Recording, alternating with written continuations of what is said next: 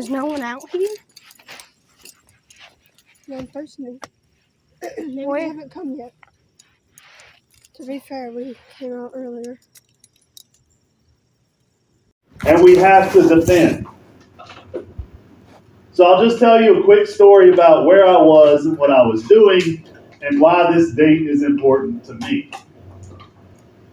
On September 11, 2001, I was a junior at NC State University. I had just woken up to go to my 9 o'clock or 9:15 class. Or Jorge, sorry. Gerardo, thank you. I was sitting in my car because I lived off campus. I convinced my parents to get a single apartment for me because I hated dealing with other people and their dirty habits.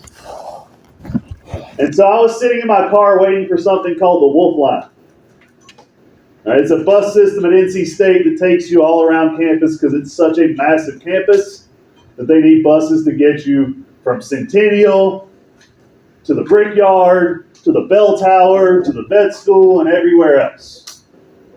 And so I was waiting for that bus, and I was listening to the radio in my car, and I heard G105 come on the radio after a song and say, "Oh my gosh, we have breaking news.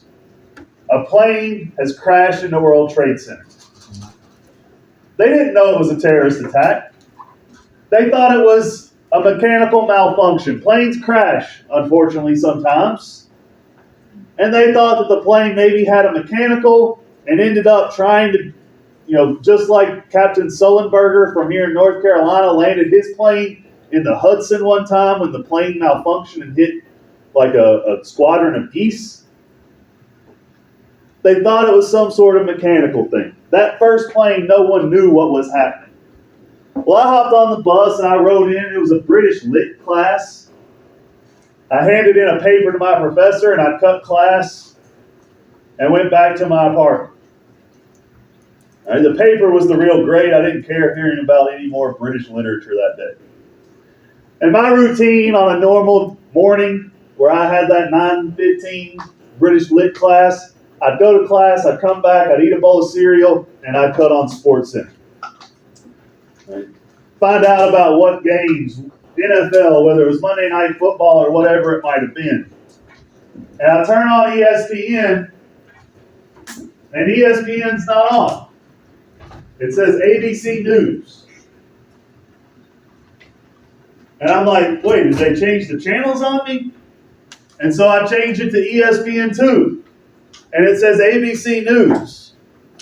And then I go to the channel, I know that's ABC News, and it's the same thing. And I start changing channels. And every one of them is on their news affiliate, whether it was CBS or Fox or ABC or NBC. And I finally stopped to be like, why is this on every channel? A plane crashed. Unfortunately, it happens from time to time. And then I noticed that there are 2 buildings on fire. And I'm still a little confused until they show the replay of the second plane striking the building and a giant fireball flying out the backside.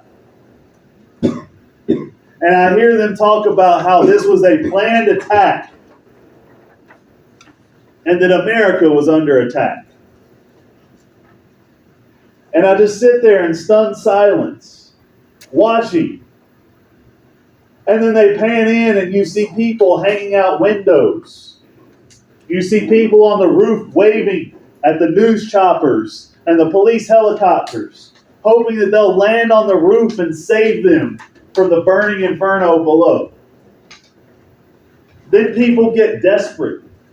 There's so much smoke, they're knocking windows out. They're hanging out the windows. Some people are climbing out and holding on for dear life, hoping that somebody will get there to put the fire out and save their life. At this point, another plane crashes into the Pentagon. Then a third or fourth plane crashes into Pittsburgh, Pennsylvania, or near Pittsburgh, Pennsylvania. No, it was more than just 2 planes. Huh? It was more than just 2 4 planes in total.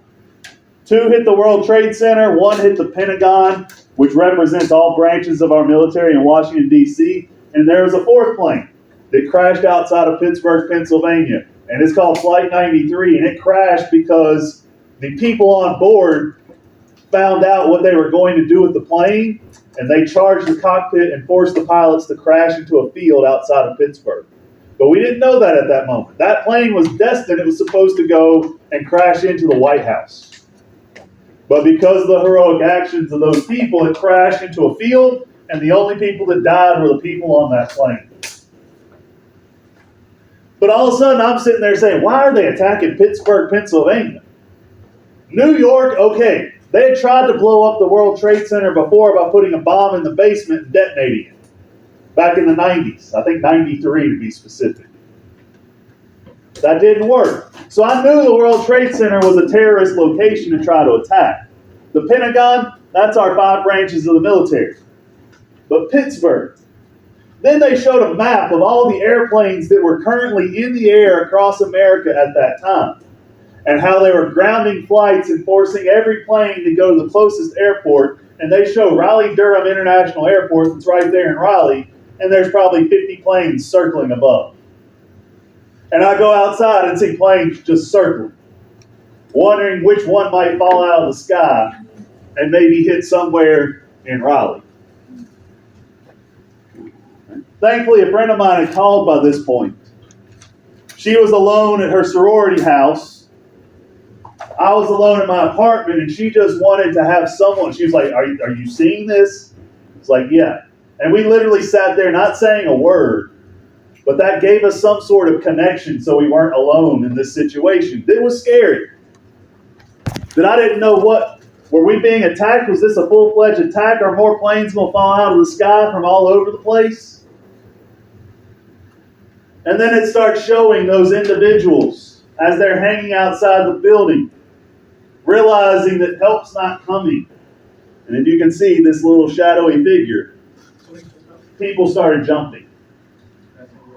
Right? And the TV cameras are zoomed in on these people hanging off of a building, clinging on to the little bit of life they have left, and realizing help's not coming, and they're either going to burn alive or they can jump to their death.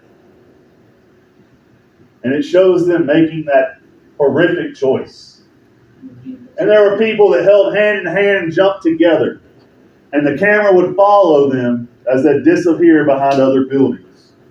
And I started thinking to myself, that somebody somewhere recognizes that person and just watched their uncle or their brother or their aunt or their sister commit suicide on national television. It was terrible. All right, later on, there was a documentary by 2 French brothers who were with the fire department on that day, who were just filming a random documentary, and they were in the lobby of World Trade Center, and you hear this terrible crashing sound every few seconds. It was of the people jumping to their death and crashing through the awning at the entrance. The firefighters, when they went outside, they had to be careful to dodge falling bodies from 120 stories up. Wow, there's somebody, right? Then I'm sitting there, and I watch the buildings fall live on television. You're like, man, I hope they got to get there. They got to help these people. And all of a sudden, bam, 120 stories down to nothing. Live on television. Watching it as it happens. It is one of those things that will always stay with me.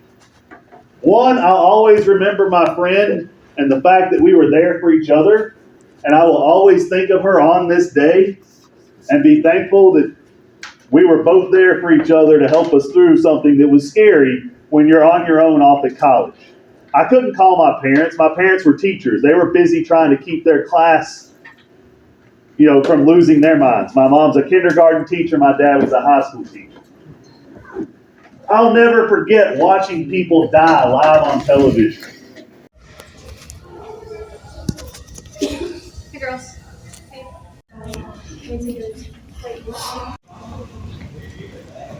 I'm not even.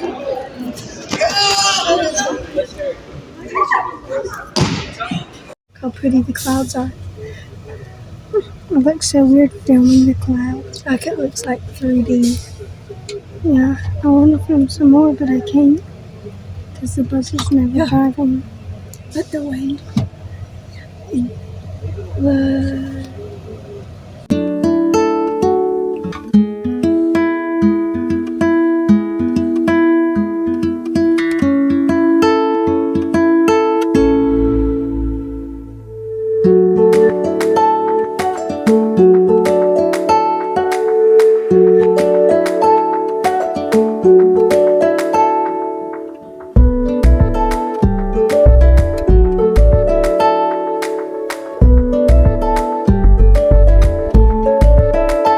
Hold up.